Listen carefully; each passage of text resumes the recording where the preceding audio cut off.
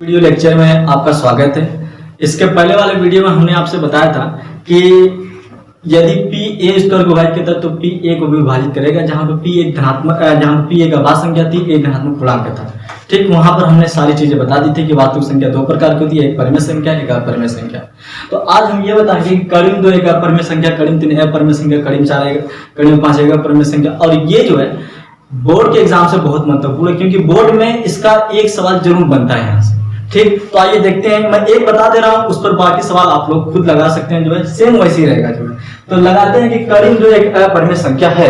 तो हमने जो इसका पहले वाला वीडियो था उसमें हमने सारी चीजें बता दी थी कि किस तरीके से हमको करना है। आइए शुरू करते हैं। तो कड़ी में 2 एक अपरिमेय संख्या है, तो इसको हम एक विधि करते हैं जिसका नाम है विरोधोक्ति विधि। विरोधोक्ति विधि ये क्या कहती है कि जो चीज आपको दी गई है उसका आप उल्टा। विरोधोक्ति विधि ये कहती है कि जो आपको दिया गया है उसका आप उल्टा मानो। अब देखो दिया है कड़ी में 2 एक अपरिमेय संख्या, ये सही बात है, कड़ी में 2 एक अपरिमेय संख्या होती है और यही चीज हमको प्रूफ करनी है। तो विरोधोक्ति विधि ये कहती है कि आप उसका उल्टा मान के चलो, विपरीत मान के चलो, अपोजिट मान के चलो, कि जो चीज दिया उसका उल्टा और कुछ स्टेप करो और अपने उस स्टेप में उसको क्या करो, गलत साबित करो कि हमने ये जो माना था वो गलत था, नहीं ये गलत चीज है, ये जो हमको दिया वही चीज सही है। तो इस तरीके से प्रूफ हो जाता है। आइए देखते हैं इस क्या होता है। तो कड़ी में 2 एक अपरिमेय संख्या है, ठीक है, इसको हम प्रूफ करने जा रहे हैं। तो सबसे पहले हम मानेंगे इसका उल्टा। उल्टा का क्या होगा कि कड़ी में 2 एक परिमेय संख्या है, कड़ी में 2 एक परिमेय संख्या है। तो कड़ी में 2 एक परिमेय संख्या है जो दिए हुए के विपरीत है, जो दिए हुए के विपरीत है। ठीक, हमने इसका उल्टा मान लिया कि कड़ी में 2 एक परिमेय संख्या है जो दिए, भाई विपरीत है ना, कड़ी में 2 एक परिमेय संख्या दिया था, हमने तो उसको परिमेय माना है, जो दिए हुए के उल्टा है। ठीक, तो अच्छा, जब आपने कड़ी में 2 के एक परिमेय संख्या माने हो तो हर परिमेय संख्या को p अपॉन q के रूप में लिख सकते हो।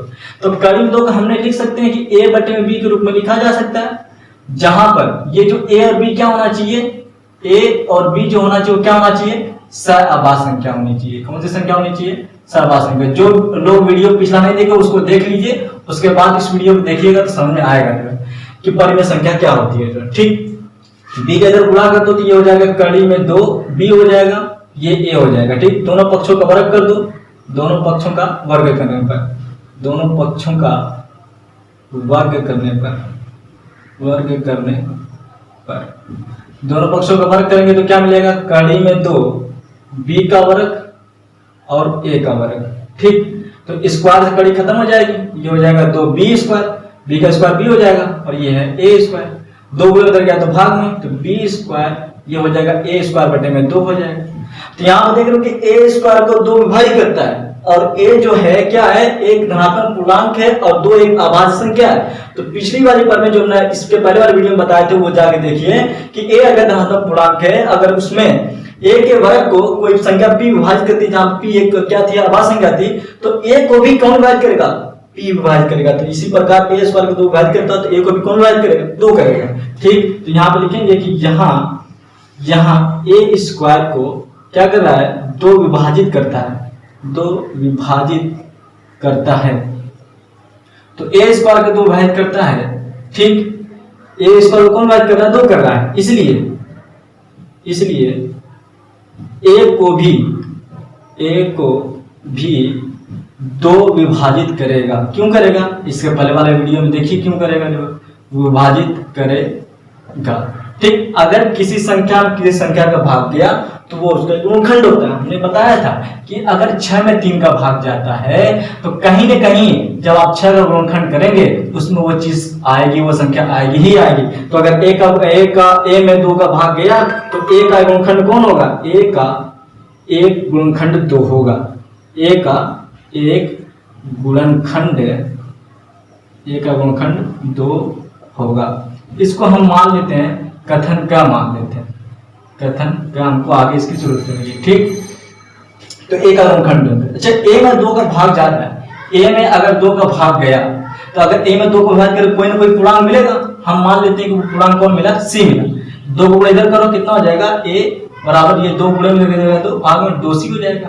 यानी कि इसको हम ऐसे लिख सकते हैं कि a बराबर 2c, और जहां पर c क्या है, जहां c एक क्या है, पूर्णांक है, c क्या है, एक पूर्णांक है, तो सी एक पूर्णांक है।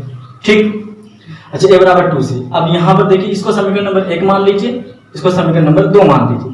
तो a बराबर जो 2c है वो a का मान समीकरण नंबर 1 में रख दीजिए। तो a का मान समीकरण 1 में रखने पर, a का मान समीकरण नंबर 1 में रखिए, तो ये हो जाएगा 2b² बराबर a की जगह कितना है 2c, तो 2c का स्क्वायर, तो 2b², ये स्क्वायर का हो जाएगा 2 का स्क्वायर कितना, 2 दूना 4। ठीक, और ये c का कितना हो जाएगा c²। इधर लेके इसके ऊपर में लेके आओ, तो ये कितना हो जाएगा 4 को इसमें लेके आओगे तो ये हो जाएगा 2/4b² और ये बराबर का c²। 2 एकम 2, 2 दूना 4, ये हो गया b² बराबर c²। यहाँ पे लिख देता हूँ कि b² बराबर कितना आ गया, तो ये हो गया b² बराबर का हो गया c²। मैं यहाँ पे लिख देता हूँ b² बराबर c²। ठीक, अब देखो यहाँ पर b² में 2 का पूरा भाग जा रहा है, b धनात्मक पूर्णांक है, 2 एक आभाज्य संख्या, तो पहले के पर में यूज हो गई कि b² में 2 को, तो b² का 2 भाग करता है, तो b को भी कौन भाग करेगा, 2 करेगा। ठीक, तो लिखेंगे कि यहाँ b² को 2 विभाजित करता है, 2 क्या करता है, विभाजित करता है, तो b² को 2 विभाजित करता है, इसलिए b को भी 2 विभाजित करेगा,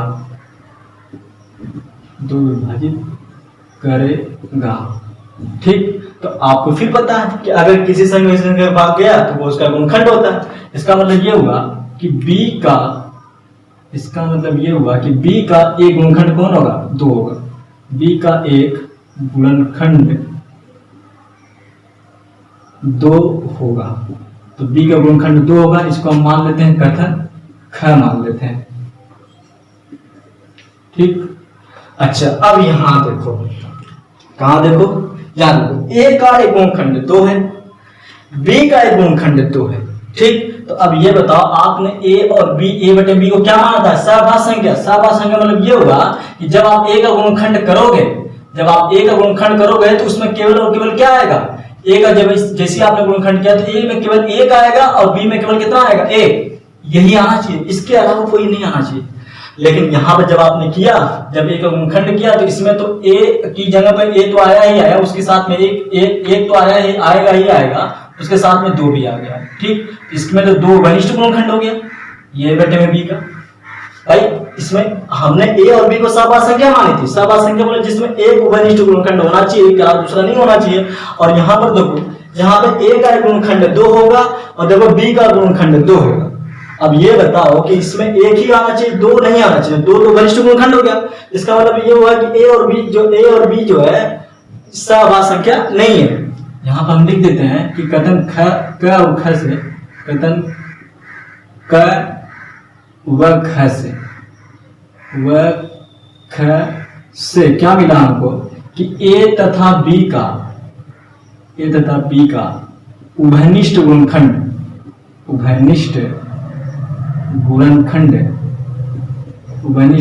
कौन है, 2 है। तो a और b का उभयनिष्ठ गुणनखंड 2 है, इसलिए a/b क्या होगी, परिमेय सहभाज्य संख्या नहीं होगी। इसलिए